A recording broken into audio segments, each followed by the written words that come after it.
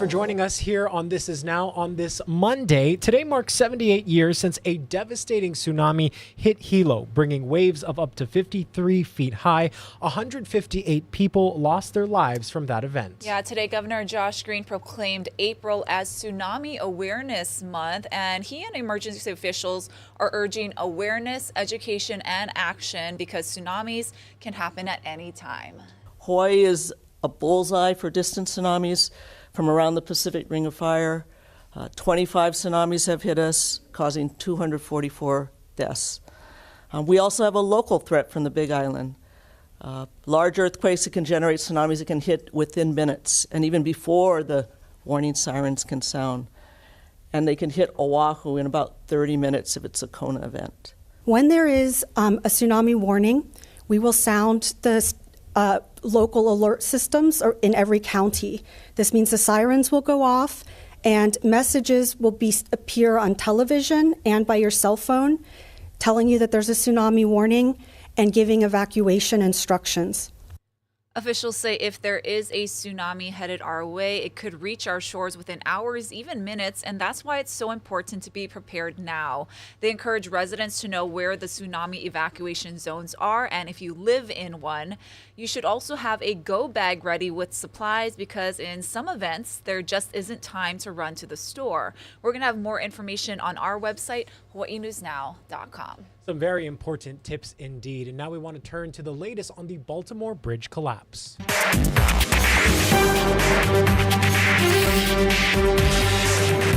Coast Guard teams dropped buoys in the Patapsco River as part of a new alternate ship channel for some smaller boats. We'll have a controlling depth of 11 feet.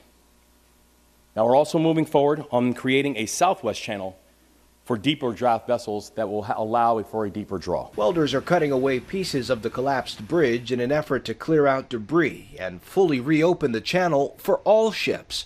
Crews also need to remove debris to reach the bodies of 4 construction workers who are presumed dead.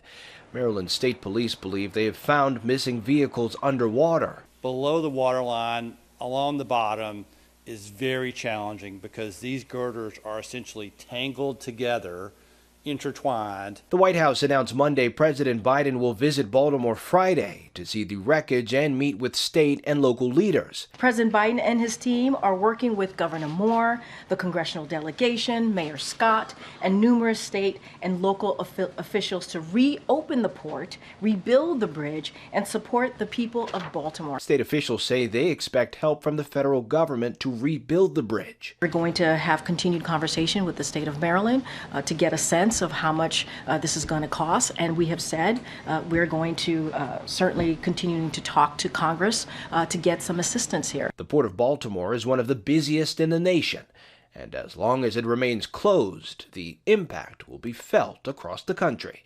Skylar Henry, CBS News, Washington. Convicted murderer Alec Murdaugh faced a new round of sentencing in federal court today. A judge gave him 40 years for 22 financial crimes that included stealing millions from clients and his law firm. He's currently serving 2 life sentences for the murders of his wife and son. Diane Gallagher has the story from South Carolina. For the 3rd time in just over a year, a judge will sentence Alec Murdaugh to prison. That is the sentence of the court, and you are remanded to the State Department of Corrections. The once prominent, now disgraced attorneys fall from grace, a fixation in the true crime industry and the subject of several documentaries. Okay. Monday's federal sentencing likely won't immediately impact the current situation of the one-time heir to a low-country legal dynasty, who theft and death seem to follow. I sentence you for a term of the rest of your natural life. Already serving 2 consecutive life sentences for the gruesome murders of his wife Maggie and son Paul. They're not either one of them true. His dramatic 6-week murder trial captivated the nation last year. We couldn't bring you any eyewitnesses because they were murdered. Prosecutors painted Murdaugh as a desperate thief living a lie in fear of being found out, who killed his own family to distract from a decade-long scheme of stealing millions from his clients, law firm partners, and other victims. I'm innocent. I would never hurt my wife Maggie, and I would never hurt my son Paul. It took the jury less than 3 hours to find him guilty. Guilty. He attempted to get a new trial this year when his attorneys claimed the clerk of court tampered with the jury, which the clerk denied. But a judge, while critical of the clerk's conduct, determined it did not affect the outcome. I find the defendant's motion for a new trial on the factual record before me must be denied, and it is so ordered. Murdaugh maintains his innocence in the murders and plans to restart his appeal. He is also currently serving a 27-year state sentence after pleading guilty in November to 22 counts of fraud and money laundering. Prosecutors estimated he stole around $12 million from clients and his law firm. I hate the things that I did, and I am so sorry. A fraudster who claims he embezzled from vulnerable people to support a crippling opioid addiction, like the family of the Murdaugh's housekeeper, Gloria Satterfield, who died after an alleged trip and fall at his home in 2018. Murdaugh encouraged her sons to sue him, setting them up with an attorney who then worked with Murdaugh to pocket millions in insurance settlement funds that her kids should have received. I really don't have words. You lied, you cheated, you stole. You betrayed me and my family and everybody else. The mother of the woman who was fatally shot at Pearl Ridge Center wants lawmakers to do more to protect domestic violence victims. Lucita Ani Nihoa started a petition calling for immediate arrests and mandatory counseling for those who violate temporary restraining orders. She says her daughter, Teresa Cachuela, filed a TRO and sought police protection from her husband, but her requests for help were dismissed or ignored. Cachuela's husband killed her and committed suicide.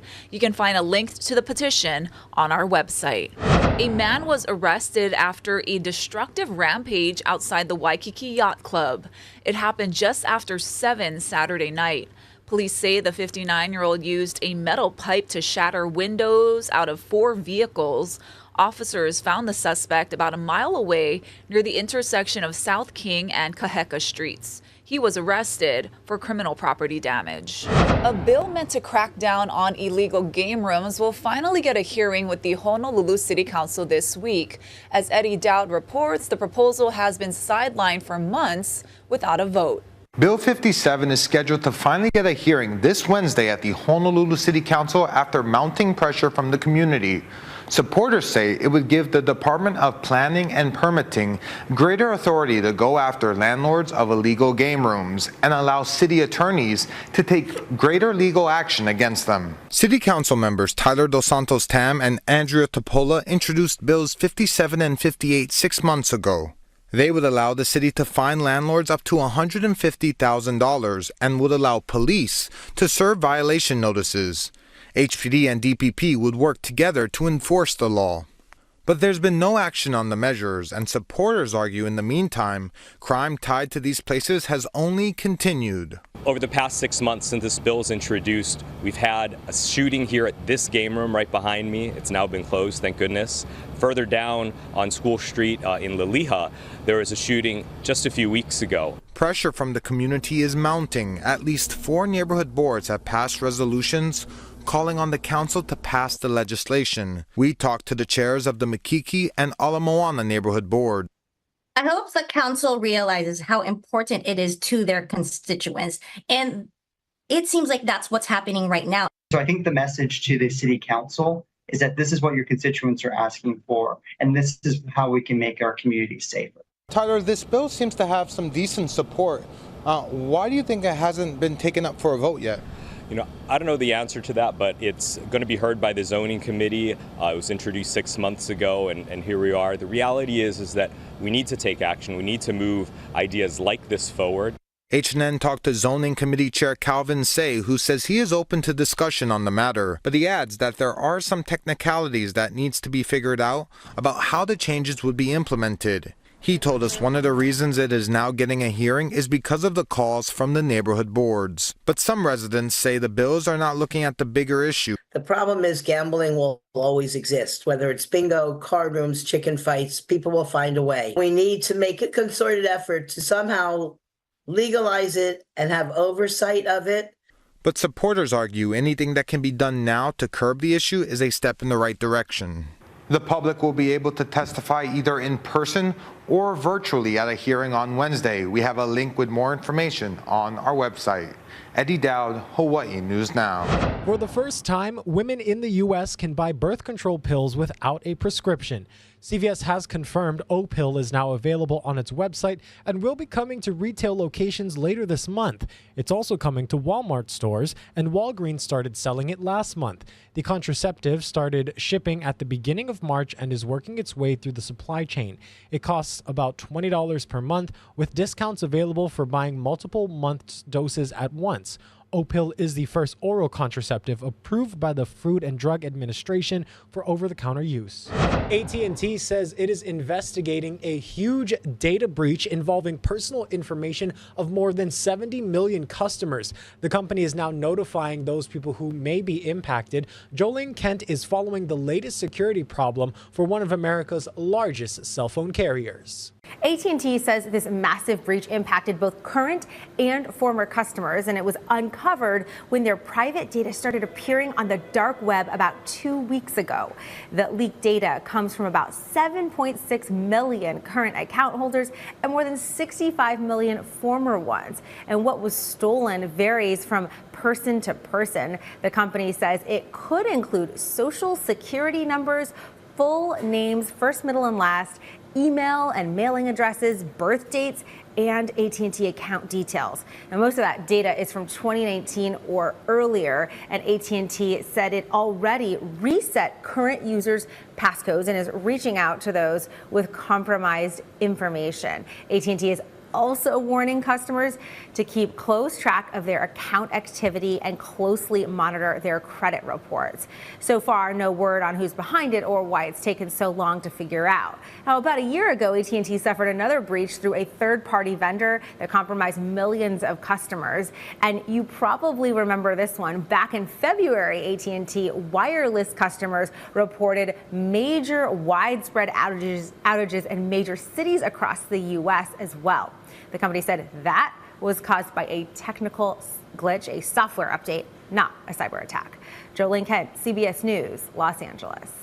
Some sad news to pass along today. Lou Conter, the last surviving of the USS Arizona, has died. He passed away this morning at his California home. We're told he was surrounded by family. Conter was one of 335 U.S. Arizona crew members to survive the Pearl Harbor attack. After World War II, he went on to fly combat missions in Korea and is credited in creating the Navy's first SEER program. That stands for Survival, Evasion, Resistance, and Escape. He was also a military advisor to Presidents Eisenhower, Kennedy, and Johnson. Conter was 102 years old. In our ongoing Makaukau Maui series, our Casey Lund takes a closer look at one local helicopter company who's been getting a bird's eye view of the disaster in Lahaina. It was devastating. You know, we had no idea what had happened in Lahaina, and so we decided that morning to fly out there and see what destruction we might see. And of course, we were just beyond words. We were just shocked. We just never imagined that we would see the whole town destroyed. It was just heart-wrenching, heartbreaking, just a horrible sight to see. Longtime Maui helicopter pilot Richie Olston uploaded the video he captured that day to Hawaii News Now, and the world saw what he did, something no one was ready to see. It is going to take many years to rebuild Lahaina. When you see the full extent of the destruction of Lahaina, it will shock you.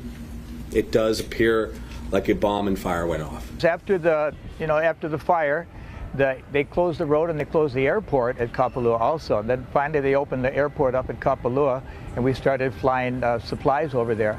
You know, just multiple ships throughout the day, taking as many loads as we could until the road opened back up, and then they shut down the airport operation there. But yeah, we were able to fly a lot of supplies, baby supplies, milk, water. You know, they were shut off from everything over there. Prior to the wildfires on August 8th, Air Maui operated up to 30 tours every day. After those fires, of course, their business went almost completely away. Their slow recovery was pretty grim. It was about 1 to 2 flights per day, and that meant letting go of some of their ohana that depend on this for an income. laid off a bunch of our employees, and we really struggled, along with the other businesses that are in the tourism business, that struggled just like we did. Now, 7 months later, their numbers are still way down, but tourists are coming back and business is slowly picking up.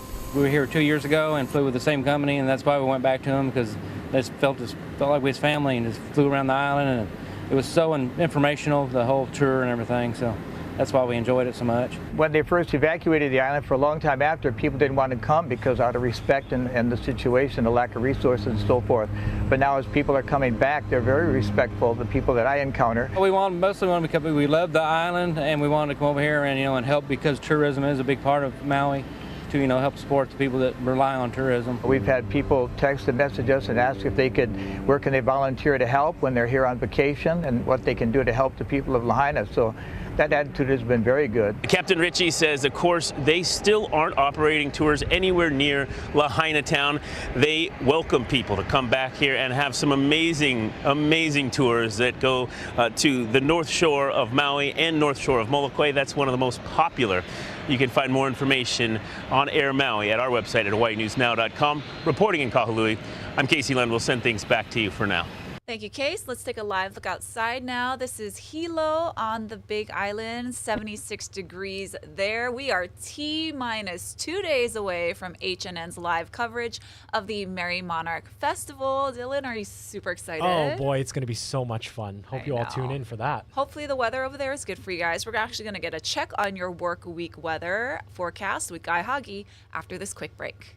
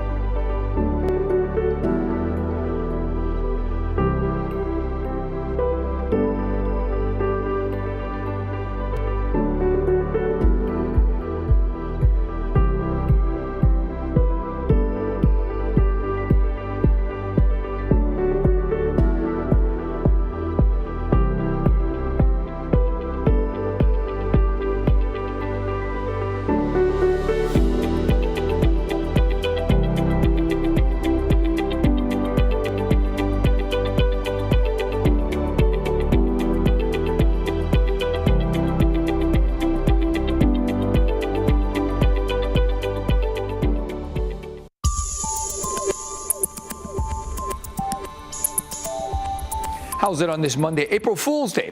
The weather's actually looking pretty nice. This morning, we do have some scattered showers moving in to those windward areas, but stronger winds, more rain due in on Wednesday. We could get wind advisories, maybe some heavy downpours for Kauai and Oahu. But this morning, we just got some light shower activity moving through, favoring windward sides. Expected to dry up by lunchtime, if not a little bit sooner. And those winds, well, they'll be picking up speed. They'll run at breezy levels today, but by maybe as early as tomorrow, those winds will really step on the gas. So enjoy Monday. We're going to start out a little damp. We'll see lots of sunshine after that. Maybe a few passing showers throughout the day, but really not a lot of rain expected. Not yet, anyway. And because of the sunshine, high temperatures running into the middle 80s. And because of those winds, the surf will be rising on east shores for the rest of the week. It could get to advisory levels by Wednesday or Thursday. North shores are on the way down, but we could get a moderate north swell some sometime tomorrow, and box jellyfish will be swimming in the South Shores for the next couple of days. So first alert for Wednesday, when we could see some heavy rainfall, especially for Kauai and Oahu, and those winds picking up tomorrow, and they'll hold at very firm levels into next week.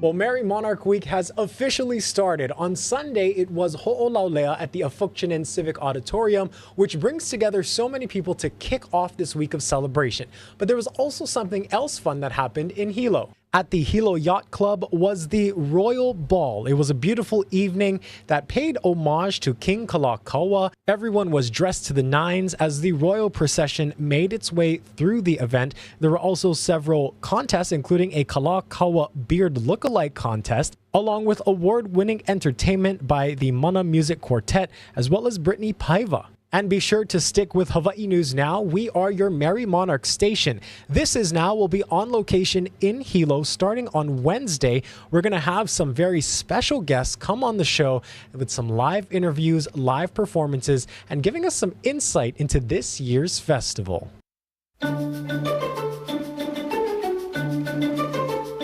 Pope Francis presided over Easter Sunday Mass after pulling out of Good Friday processions. In his message, the Pope called for a ceasefire in Gaza while talking about global conflicts. Christopher Lamb has more.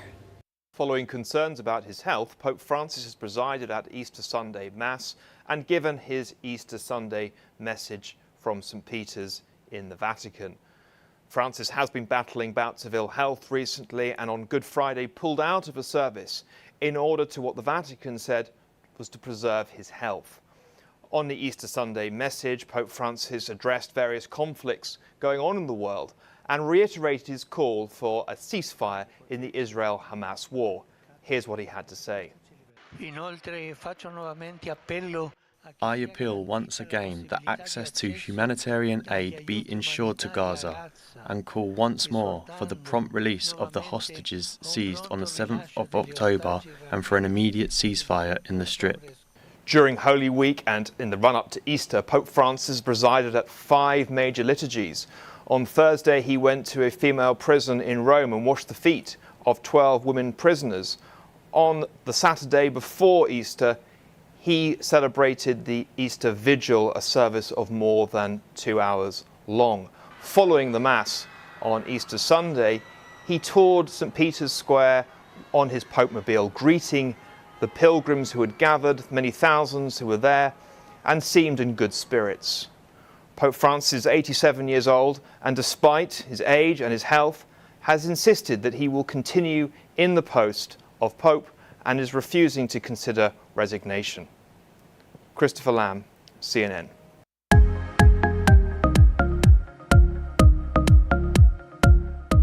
In today's Good News Now, some kids in Canada are playing with their food for a good cause.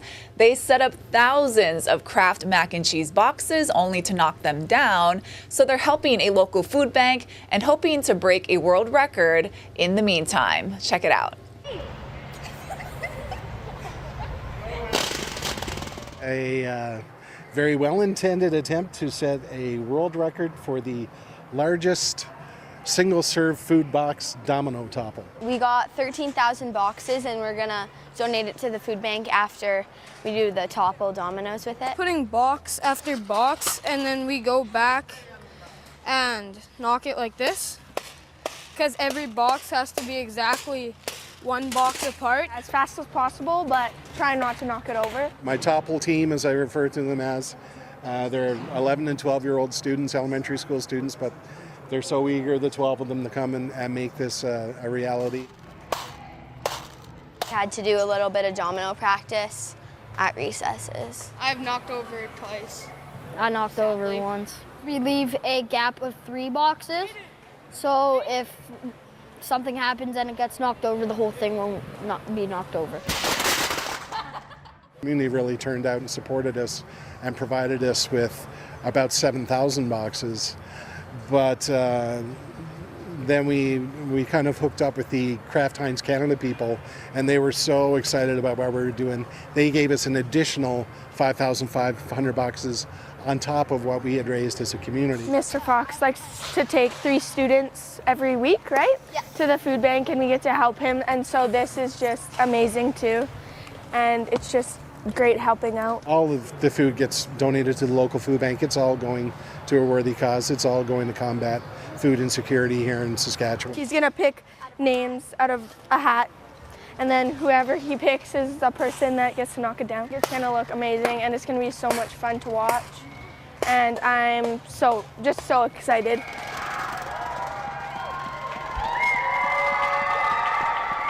How awesome is that? Still going, still going. So it's unclear if they actually broke the record. Yeah, Guinness is looking into that and reviewing their submission. Well, best of luck to them. Genius minds, honestly. I would have never thought to lay the boxes and then remove them. So hopefully they break that record, everyone. Thanks for tuning in to This Is Now.